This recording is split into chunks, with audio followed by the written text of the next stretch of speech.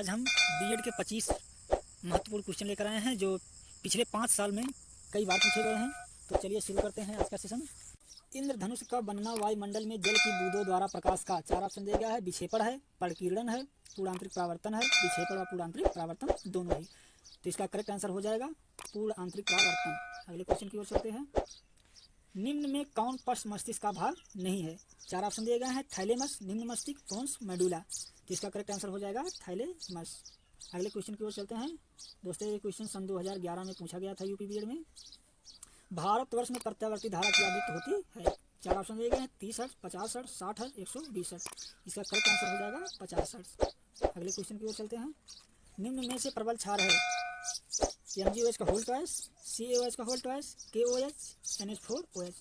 तो निम्न में से प्रबल क्षार कौन सा है? KOH। करेक्ट आंसर हो जाएगा। अगले क्वेश्चन की ओर चलते हैं। द्रव अवस्था में पाए जाने वाला धातु है? 4 ऑप्शन दिए गए हैं। Mercury, bromine, sodium, chlorine. तो इसका करेक्ट आंसर हो जाएगा ब्रोमीन। अगले क्वेश्चन की ओर चलते हैं। लिंग गुण सूत्र की खोज किसने की थी? 4 ऑप्शन दिए गए हैं। Stevens and Wilson, CB bridges, Henking, McClung. तो लिंग गुण सूत्र की खोज किसने की? स्टीवन एंड विल्सन ने। तो चलते हैं आगे अगले क्वेश्चन की तरफ। मनुष्य में दूध के पाचन में प्रारंभिक अवस्था किसके कारण होती है? 4 ऑप्शन दिए गए हैं।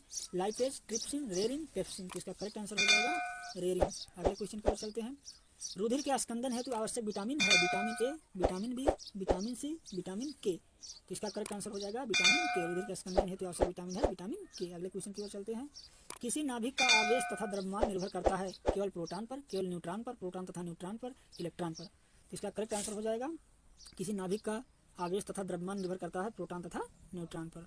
अगले क्वेश्चन की ओर चलते हैं। सबसे छोटा आवृत्तबीजी पादप है? 4 ऑप्शन दिए गए हैं। साइटम, पाइसम, साइटाइगम, साइकस रेबिट्यूला, वाल्फिया पेक्टिनेटा, जामिया पिग्मिया। तो सबसे छोटा आवृत्तबीजी पादप कौन सा होता है? वाल्फिया पेक्टिनेटा। इसका करेक्ट आंसर हो जाएगा। अगले क्वेश्चन की ओर चलते हैं। कैंसर रोग के कारकों को कहते हैं? Mutagens, interferon, कार्सिनोजन्स, tumour. तो इसका करेक्ट आंसर हो जाएगा कार्सिनोजन्स। कैंसर रोग के कारकों को कहते हैं कार्सिनोजन्स। अगले क्वेश्चन की ओर चलते हैं। वायु परागकण समानतः पाया जाता है? 4 ऑप्शन दिए गए हैं। लिली में, घासों में, आर्किडस में, लिग्नस में। वायु परागकण समानतः पाया जाता है घासों में। अगले क्वेश्चन की ओर चलते हैं। एनिलीडा तथा मोलस्का के बीच की संयोजक कड़ी है? 4 ऑप्शन दिए गए हैं। कटलमीन, ऑक्टोपस, नियोपिनाइला, नाटिलस। तो इसका करेक्ट आंसर हो जाएगा नियोपिनाइला। मानव में जनसंख्या वृद्धि का ग्राफ होता है?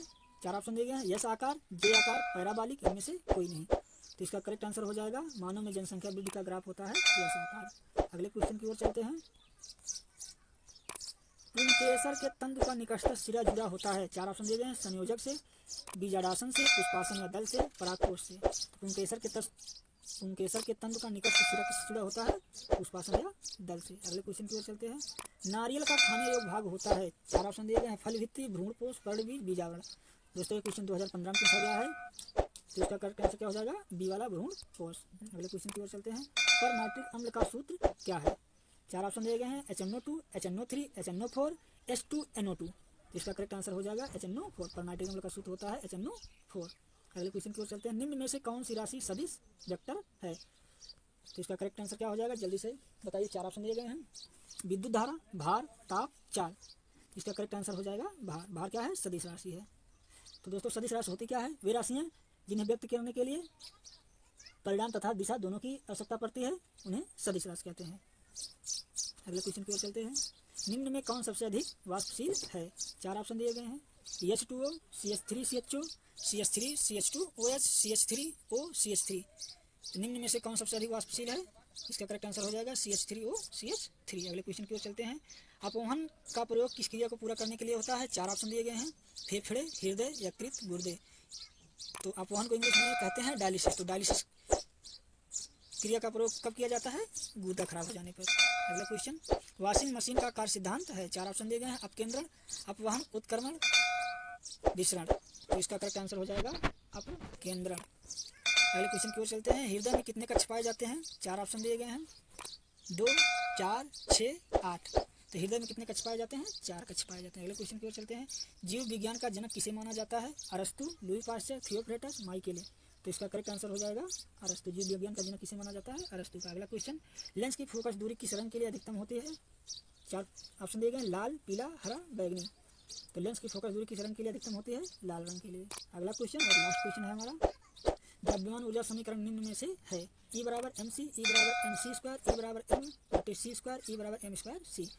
तो द्रव्यमान ऊर्जा समीकरण कौन सा है? E बराबर mc स्क्वायर। किसने प्रतिपादित किया? आइंस्टीन ने। दोस्तों हमारा आज का क्वेश्चन है जिसका आंसर आप लोगों को कमेंट बॉक्स में देना है। लिफ्ट के अंदर के आदमी का भार अधिक होगा जब लिफ्ट ऊपर की त्वरित हो रही हो, लिफ्ट नीचे की ओर त्वरित हो रही हो, लिफ्ट स्वतंत्रतापूर्वक गिर रही हो, ऊपर जाते समय लिफ्ट का वेग कम हो रहा हो। तो दोस्तों इस क्वेश्चन का आंसर जरूर दीजिएगा कमेंट बॉक्स में। तो आज के लिए इतना ही। दोस्तों अगर हमारा वीडियो पसंद आया हो तो हमारे चैनल को सब्सक्राइब करें और वीडियो को अधिक से अधिक लाइक और शेयर करें। जय हिंद।